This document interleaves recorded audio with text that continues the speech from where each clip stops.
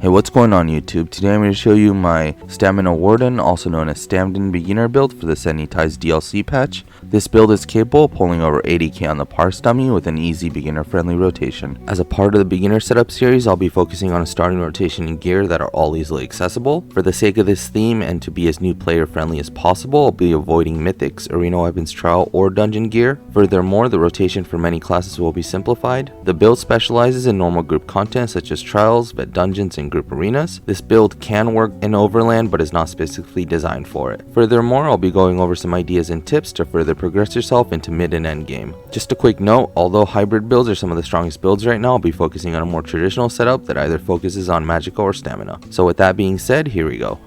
So starting off in the character sheet, I have 64 points in a stamina and I'm running the Thief Mundus. For the race, we are a Dark Elf.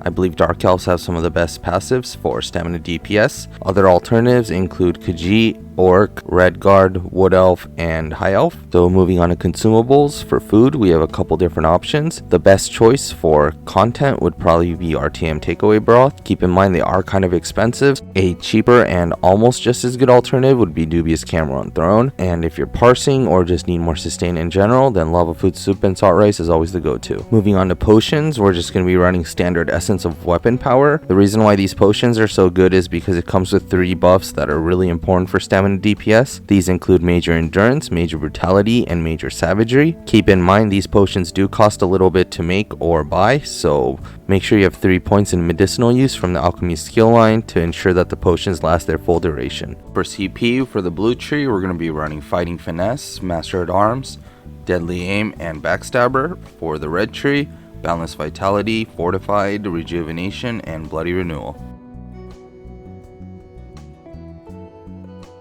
So for gear, we're going to be running Julianos paired with Huntings and 2-piece Night Mother. Breaking it down, in the main hand we have an Urnhone Dagger with poison damage enchant. On the offhand, we're running a charge with a flame damage enchant. If you don't have access to Urnhone, you can always run precise or charged. It doesn't matter too much. On the back bar, we're running a Greatsword of Julianos infused with a weapon damage enchant. For the head and shoulders, we have 2 pieces of Night Mother, both crafted in light, with max dam enchants traded in divines. And for the body, we have 5 pieces of Hunting's Rage, all with max dam enchants traded in divines, medium armor as well. For the jewelry, we have 3 pieces of Julianos jewelry, all with weapon damage enchants traded in Bloodthirsty. So for skills, we're going to be running Subterranean Assault, Cutting Dive, Growing Swarm, Deadly Cloak, Rending Slashes, and Wild Guardian. On the back bar, we have Stampede, Carve, Winter's Revenge, Barb Trap, Bullnetch, and Wild Guardian again. So for the rotation, it has changed a little bit from the last patch, but we're going to go Subterranean Assault into Stampede, Carve, Winter's Revenge, Barb Trap, Bullnetch, Subterranean Assault, Growing Swarm, Deadly Cloak, Rending Slashes, and 2 Cutting Dives, Subterranean Assault, into 5 Cutting Dives, and then whenever your Bear ult is ready, just replace one of your Cutting Dives with it, and you should be good to go. So in terms of progression, I'd work on replacing Julianos for Briarheart as my first step. Briarheart is a really good set and is reasonably easy to farm considering it is an overland set from Hrothgar. So for a good basic beginner build, it would consist of Briarheart and Hunting's Rage paired with a monster set. For this particular setup, I'd recommend either Stormfist or Maul the Inferno as the monster helm. This is because Tempest Island and Banish Cells 2 on Vet isn't too difficult and the sets hit like a truck. Next, you have the choice of replacing your Huntings and Briarheart combo. From here is moving towards mid to end game. Arms of Reliquin is a really strong set but does require running Cloud Rest, which is a trial. Running it on normal is easy and you should work on getting it if possible.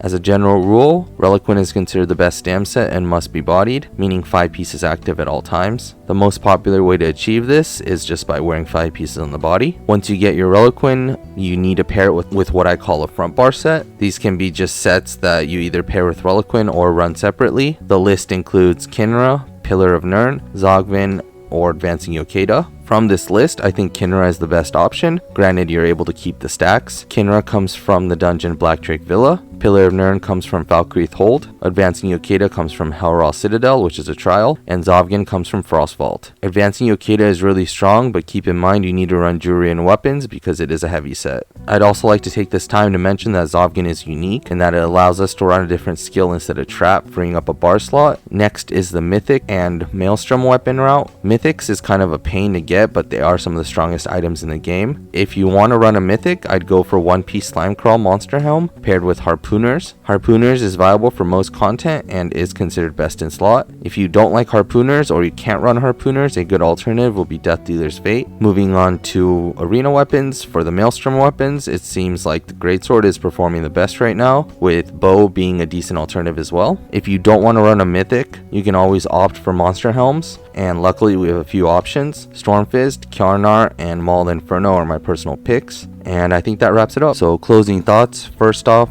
if you want to follow the basic rotation that I listed earlier, just make sure you get carve stacks in the beginning so that you don't have to worry about it expiring, because in the beginning it does have a shorter duration.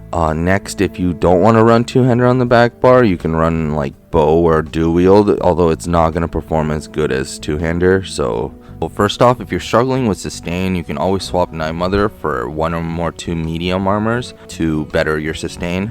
Moving on, so there's a set called Diamond's Victory. It's crafted and it's supposed to perform really good on Stamden, although I haven't tested it this patch and I thought I'd include that in there. And one last thing, I think I'm running the wrong bear morph for ult, and I just realized that when I was editing this video. And I think that wraps it up. As always, thank you for watching my video, and if you have any questions, please leave them in the comment section below. Or better yet, come join our Discord and ask your questions there. Please consider subscribing if you haven't, and if you like the piggies, hit that like button. As per usual, a parse and outfit section will be included in the end, and once again, thank you and have a good day.